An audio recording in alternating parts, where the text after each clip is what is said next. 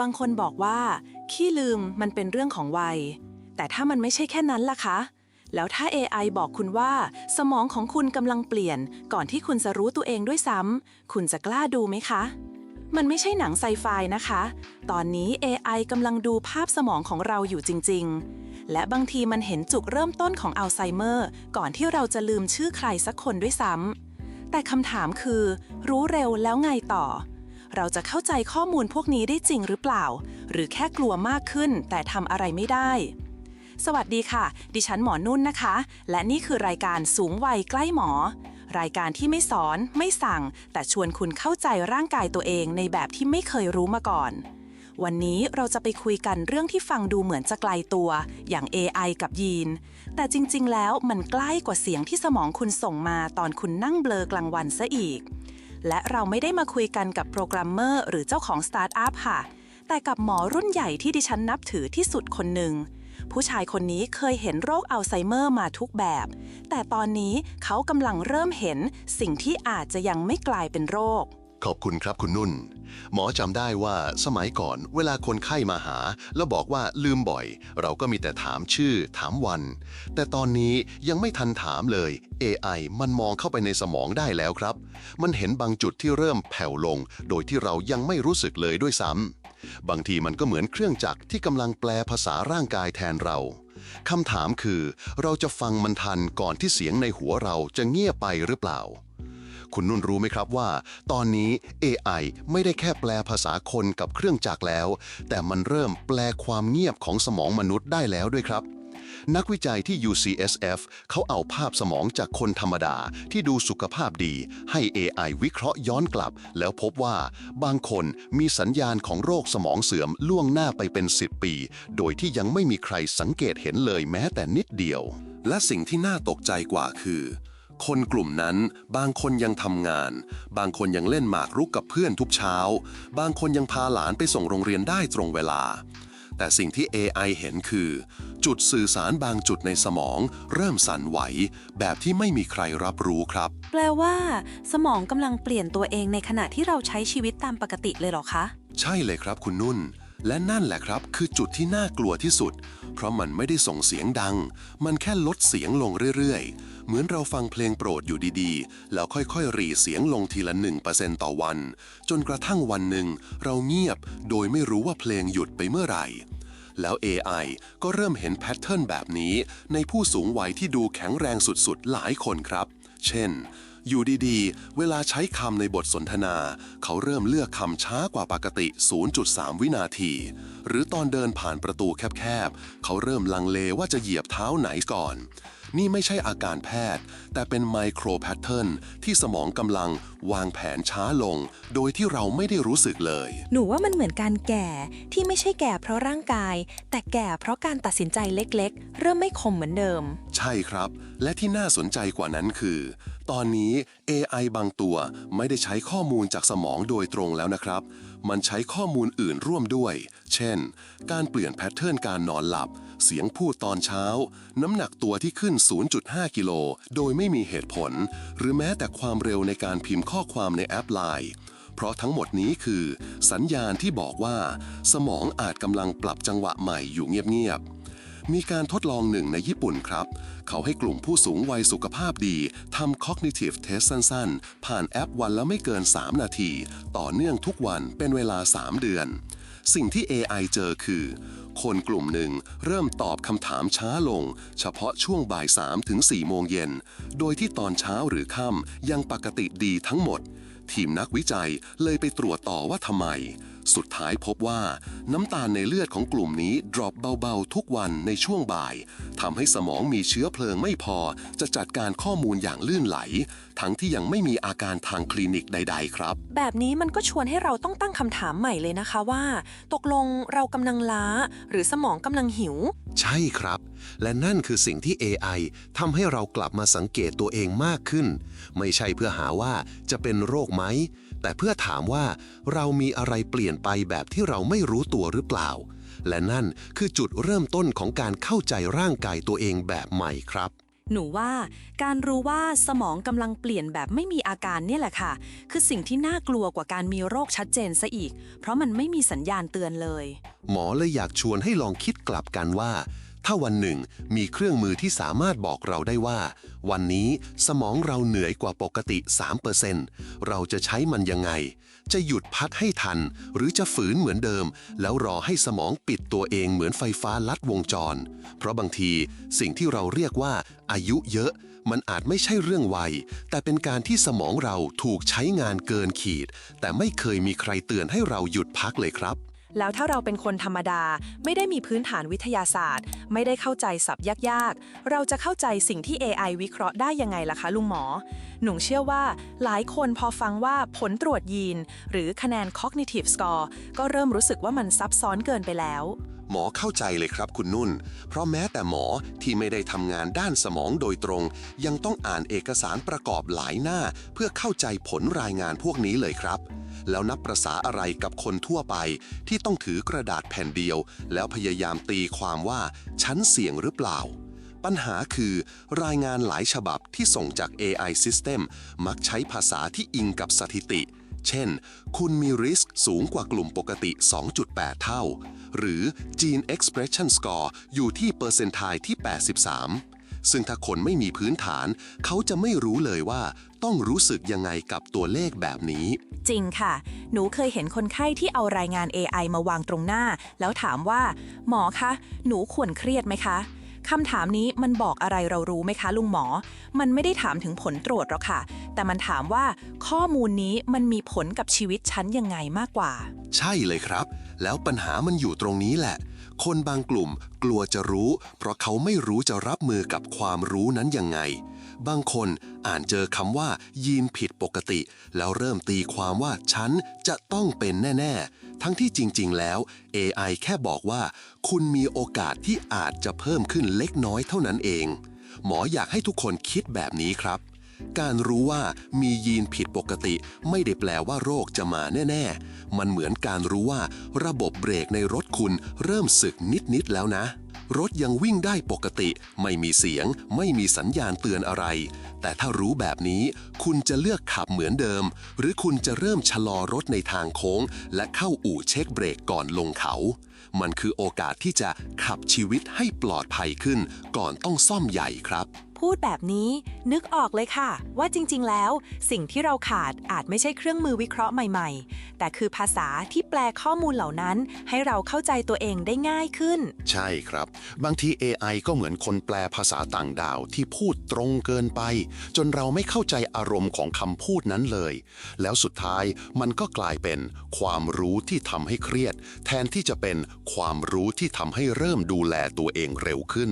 และที่สำคัญไปกว่านั้นคือบางระบบ AI อาจมี bias ในตัวมันเองครับ เช่น Training Data ที่ใช้มาจากคนยุโรปหรืออเมริกา ซึ่งแพทเทิร์นของโรคหรือสภาพร่างกายอาจต่างจากคนไทยพอสมควร อย่างเช่น คนไทยมีแนวโน้มดื้อต่ออินซูลินเร็วกว่า ซึ่งกระทบกับสมองในรูปแบบที่ไม่เหมือนกัน ใช่ค่ะ จุดนี้นุ่นขออธิบายเพิ่มนะคะ เวลาคุณได้ผลตรวจที่มีคำว่าความเสี่ยงหรือยีนผิดปกติ อย่าเพิ่มตื่นตระหนกนะคะ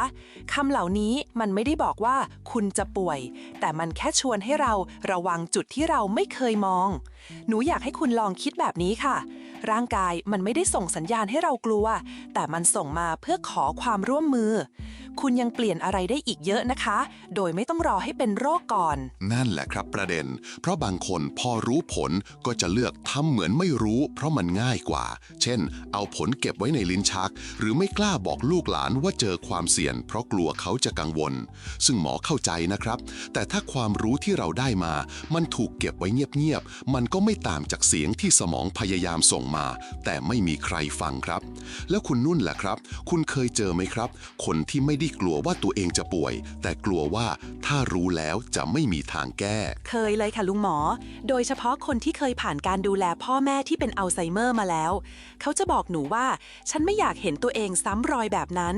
แต่ลึกๆแล้วสิ่งที่เขากลัวไม่ใช่โรคค่ะ เขากลัวความรู้สึกหมดหนทางมากกว่า นั่นแหละครับ คือจุดที่ AI ยังทำไม่ได้ มันยังไม่เข้าใจความรู้สึกของคำว่าหมดหนทาง แต่มนุษย์เข้าใจ และนั่นแหละครับ คือเหตุผลที่เรายังต้องมีหมอ มีครอบครัว และมีคนที่ช่วยแปลข้อมูลให้เราเข้าใจในภาษาที่หัวใจเราฟังรู้เรื่อง แล้วพอหมอได้ยินคำพูดพวกนี้บ่อยขึ้นเรื่อยๆมันก็ยิ่งชัดเลยครับว่าคนจำนวนมากกำลังหวังว่าเทคโนโลยีจะช่วยรับภาระแทนหัวใจตัวเองบางคนไม่ได้ถามว่าหมอครับผมควรทำอะไรแต่ถามว่า AI มันหายาให้ผมได้ไหม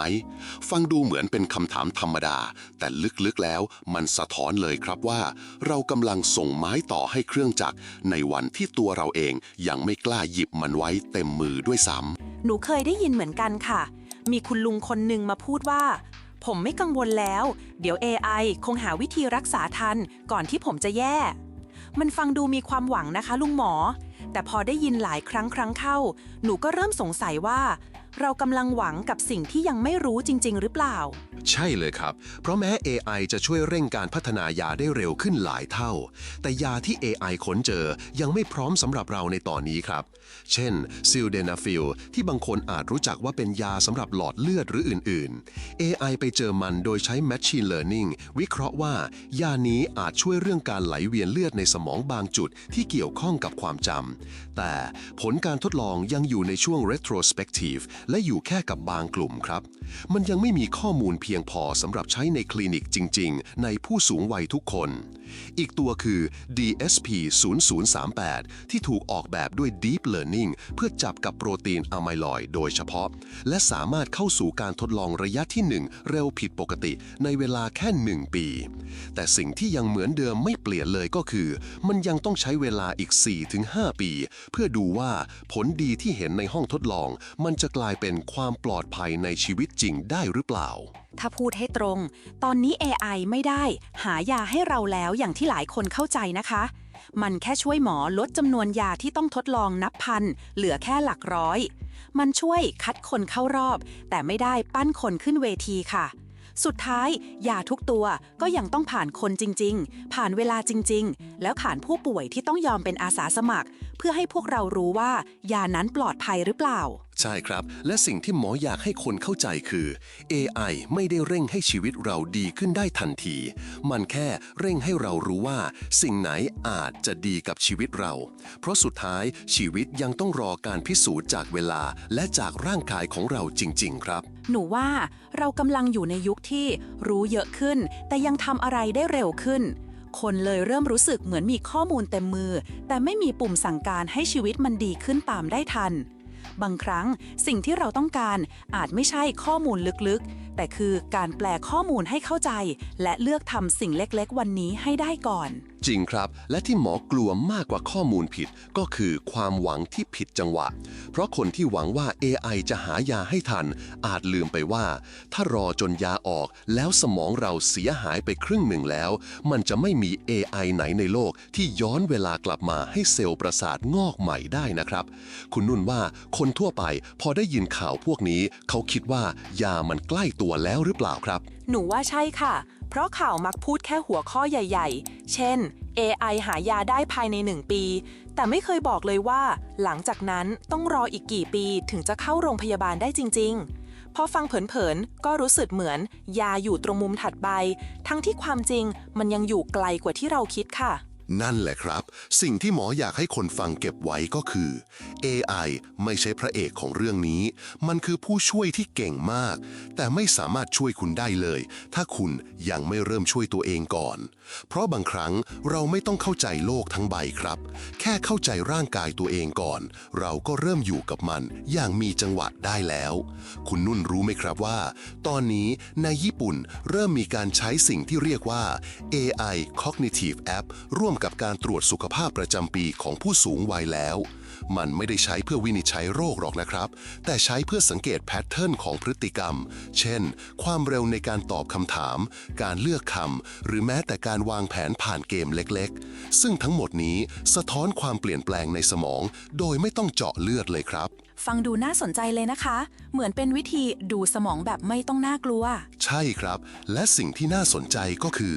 พอใช้ไปเรื่อยๆ มันเริ่มเห็นว่าบางคนมีแพทเทิร์นช้าลงเล็กน้อยในช่วงหลังอาหารเย็น หรือบางคนตอบช้าทุกวันพฤหัสตอนบ่าย เพราะเป็นวันที่เครียดที่สุดของสัปดาห์ แล้ว AI ก็จะแนะนำให้ลองนอนกลางวันเพิ่ม หรือเปลี่ยนช่วงออกกำลังกายให้สมองเบาขึ้นก่อนเข้าช่วงเย็น ซึ่งตรงนี้แหละครับ พี่หมอรู้สึกว่า AI ไม่ได้รักษาเรา แต่มันสังเกตเราได้ดีพอจะพาเรากลับมาเป็นตัวเองอีกครั้ง แล้วก็ไม่ใช่แค่ญี่ปุ่นนะครับ ประเทศไทยเองก็เริ่มมีแพ็กเกจตรวจยีนที่รวม AI วิเคราะห์ไว้ในราคาไม่แพงมากแล้ว เช่น ตรวจยีน PHDH APOE หรือ GPA ที่เกี่ยวข้องกับอัลไซเมอร์และพาร์กินสัน โดยรายงานที่ได้จะบอกเป็น risk profile ไม่ใช่ฟันธง หมายความว่าถ้าเรารู้ว่าเราเสี่ยงด้านความจำแต่ไม่มีปัจจัยด้านหัวใจ เราก็จะสามารถออกแบบการดูแลที่ตรงจุดมากขึ้น เช่น ลดน้ำตาล เพิ่มการฝึกความจำหรือเสริมวิตามินบางกลุ่มที่เกี่ยวกับการสื่อสารของเซลล์ประสาท หนูว่ามันทำให้การดูแลสุขภาพไม่ใช่เรื่องกลัวว่าจะป่วยแล้วนะคะ แต่กลายเป็นเข้าใจว่าเราควรดูตรงไหนมากกว่า ใช่เลยครับ เพราะเป้าหมายไม่ใช่การหนีโรค แต่คือการคุยกับร่างกายตัวเองให้รู้เรื่อง ยิ่งเรามีเครื่องมือช่วยฟังเร็วขึ้น เราก็ยิ่งมีสิทธิ์จะตอบกลับได้ในจังหวะที่โรคยังไม่ทันสร้างร่องลึกในชีวิต หมอมีเคสหนึ่งครับ จากโปรแกรมในโอซาก้า เขาเป็นชายวัย 64 ปี ตรวจเจอว่ามียีนเสี่ยงอัลไซเมอร์ และเขาไม่ได้เริ่มด้วยการหายา แต่เขาเริ่มด้วยการเปลี่ยนกิจวัตรเล็กๆ เช่น เปลี่ยนจากดูทีวีตอนเย็นมาเดินเบาๆ 15 นาทีหลังอาหาร เปลี่ยนขนมขบเคี้ยวจากแป้งทอด เป็นถั่วหมักญี่ปุ่นเล็กน้อยทุกวัน แล้วแค่ 6 เดือน เขารู้สึกว่าการหลับลึกของเขาดีขึ้น ความจำระยะสั้นเริ่มไม่หลุดระหว่างวัน และสิ่งที่เขาพูดกับหมอก็คือ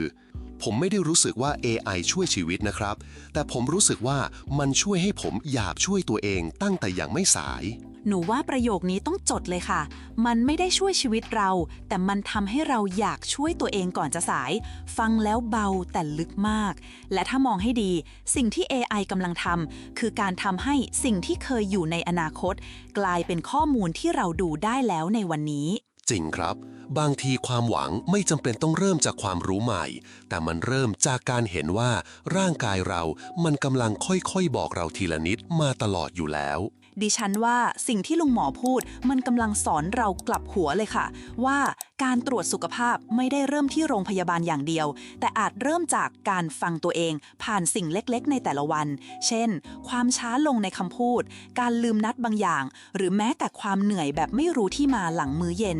สิ่งพวกนี้ไม่ใช่ปัญหา แต่มันคือโอกาสให้เรากลับมาเข้าใจตัวเองใหม่ ก่อนที่ระบบจะล้มลึก ถ้าฟังมาทั้งหมดแล้วหนูว่ามันไม่ใช่แค่เรื่อง AI หรือเทคโนโลยีเลยนะคะ แต่มันคือคำถามที่ลึกกว่านั้นว่า เราพร้อมจะฟังร่างกายตัวเองแค่ไหน เพราะบางครั้งสิ่งที่เราคิดว่าเป็นเรื่องของอนาคต มันอาจอยู่ในพฤติกรรมวันนี้ ตั้งแต่การหลับไม่ลึก ความจำสะดุดเบาๆ หรือแค่การที่เราหยิบของผิดชั้นในครัว แล้วขำกลบเกลื่อน ใช่เลยครับ อัลไซเมอร์ไม่ได้มาแบบหนังวิทยาศาสตร์ที่ตัดภาพจากดีอยู่กลายเป็นหลงทันที แต่มันค่อยๆกัดกินจังหวะชีวิตเรา เหมือนเสียงเบาๆที่เราฟังไม่ออกตอนเปิดวิทยุดังเกินไป แล้วอยู่ดีๆวันหนึ่งเราก็เงียบลง แต่มันยังอยู่ตรงนั้น AI ไม่ได้เป็นฮีโร่ครับ มันไม่ใช่คำตอบสำเร็จรูป แต่เป็นเหมือนกระจกที่สะท้อนให้เราเห็นว่าร่างกายกำลังเปลี่ยนยังไง ถ้าเรากล้ามอง เราก็อาจเห็นก่อนที่อะไรจะเสียหาย และในวันที่เรารู้ว่าตัวเองเสี่ยง มันไม่ได้หมายความว่าเราต้องวิตก แต่มันคือโอกาสใหม่ที่จะเริ่มใช้ชีวิตแบบที่เราอยากอยู่ให้นานขึ้น แข็งแรงขึ้น เข้าใจขึ้น และใจดีกับตัวเองมากขึ้น สุดท้ายแล้ว การรู้ก่อนอาการไม่ได้เปลี่ยนชีวิตเพราะเราหนีโรคได้ทัน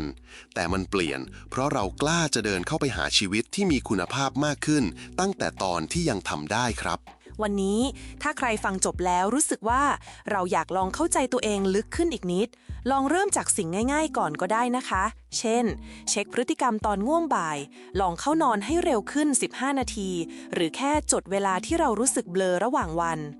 สิ่งเล็กๆแบบนี้อาจกลายเป็นคำตอบที่ AI เองยังบอกเราไม่ได้ด้วยซ้ำค่ะ เพราะไม่มีอัลกอริทึมไหนเข้าใจชีวิตคุณได้ดีเท่าตัวคุณเอง และถ้าอยากรู้ว่าตอนนี้มีเทคโนโลยีอะไรที่เราสามารถเข้าถึงได้ในไทย ลองติดตามคลิปต่อไปของเรานะคะ ดิฉันจะรวบรวมแพ็กเกจ AI ตรวจสุขภาพแบบเข้าใจง่ายๆมาให้ พร้อมรีวิวแบบไม่ขายฝันแน่นอนค่ะ ขอบคุณลุงหมอสำหรับทุกคำที่เปิดใจให้เราฟัง และขอบคุณทุกคนที่อยู่กับเราจนจบรายการสูงวัยใกล้หมอวันนี้นะคะ เจอกันใหม่ตอนหน้า แล้วอย่าลืมฟังเสียงเบาๆของร่างกายคุณในทุกวันด้วยนะคะ